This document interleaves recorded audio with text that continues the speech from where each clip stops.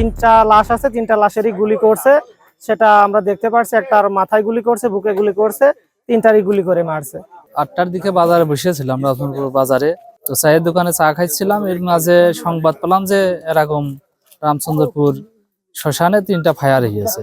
তো এর ভিতরে আমরা স্থানীয় লোক নিয়ে 5-6টা গাড়ি নিয়ে আমরা আসছিলাম, এসে কিছুই পাইনি খুঁজে। পরে বাড়ি যে শুয়েছিলাম, তারপরে প্রশাসনের মাধ্যমে জানতে পারলাম যে ওখানে 3টা লাশ পুড়ে দিয়েছে। তো এখন এসে দেখছি যে 3টা লাশই গুলি করে হত্যা করা হয়েছে, এলোমেলো ভাবে পুড়ে আছে 2টা গাড়ি সহ। 3টি ডেড বডি পাওয়া গেছে। একজন ডেড বডির ঠিকানা আইডেন্টিফাই করেছে, তার নাম হানিফ। আমরা তদন্ত সাপেক্ষে আমরা আইনগত ব্যবস্থা নিব।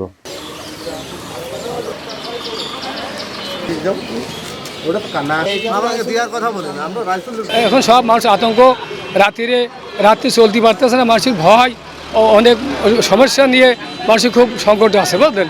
এটা আমরা চাই না, এটা নির্মূল হোক। আমরা ভীতু, ভয়ের কারণে আমরা তো ভীতু, ভয়ে জর্জরিত।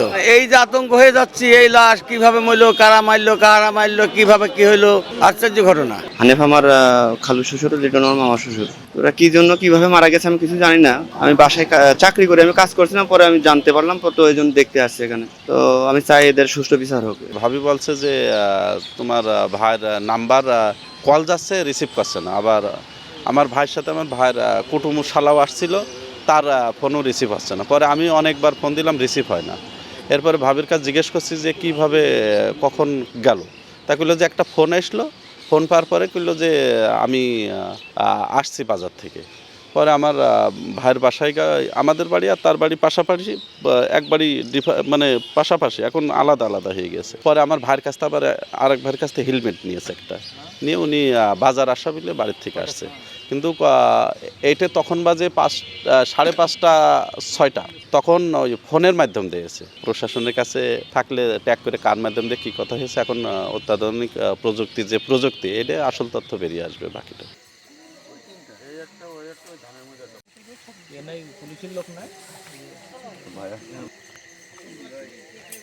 প্রাথমিকভাবে যেটা জানতে পারি সেটা হচ্ছে যে হানিফ, যার কথা বলছি, সে পূর্ব বাংলা নিষিদ্ধ ঘোষিত সংগঠন পূর্ব বাংলা কমিউনিস্ট পার্টির আঞ্চলিক কমান্ডার ছিল।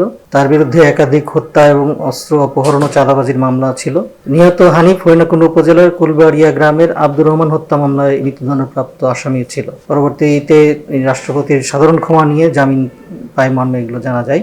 এছাড়াও হত্যাকাণ্ডের দায় স্বীকার করে জাসদ গণবাহিনী জনৈক কালু পরিচয় দিয়ে গণমাধ্যম কর্মীদের কাছে একটি হোয়াটসঅ্যাপ মেসেজও আপনাদের কাছে আসে, আমরা এটা পেয়েছি।